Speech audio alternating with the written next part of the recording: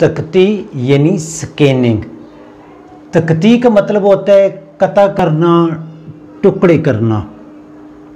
तकती शेरी इस्तिलाह है और इसकी तारीफ ये है कि शेर के हरूफ का हरकत व सकनात के लिहाज से, हरकत से मुराद है ज़बर, ज़ेर, पेश, उस पर कोई शद है, जहाँ पे लफ्ज़ जो है हरकत कर रहा है अगले लफ्ज़ से, वो टैली कर रहा हो, मिल रहा हो। सकनात, हरकत और सकनात, सकनात से मुराद है साकिन होना, जहाँ पे हर्फ कोई मुंजमद हो रहा हो, उसका दूसरे लफ्ज़ से आगे जुड़ ना रहा हो, बल्कि अपने से पहले जो हरकत आ रही है उसके साथ उसका ताल्लुक होगा। सकनात, साकिन होना, ठीक होगा। उल्टी पेश भी इस तरह कर देते हैं, इस तरह भी लफ्ज़ को हर्फ के ऊपर लगा देते हैं साकिन के लिहाज से। बहर के हरूफ के साथ, बहर से मुराद है कि वो तमाम औज़ान के क्या कहूँ कि बहर, वो तमाम औज़ान के असूल और कवायद जो इसातिज़ा शुरा ने शायरी लिखने के लिए मुतय्यन किए हैं। शेरी इस तरह से मुराद यानी अरूज भी आप इसे कह सकते हैं और औज़ान भी कह सकते हैं, ठीक हो गया।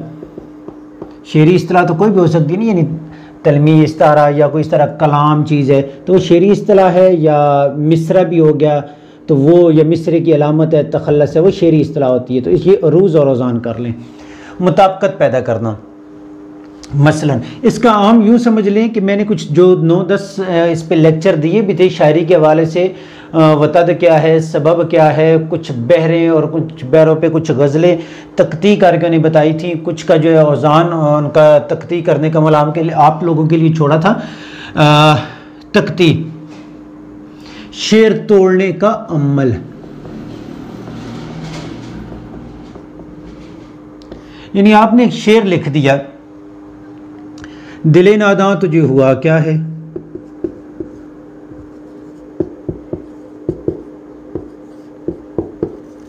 आखिर इस दर्द की दवा क्या है।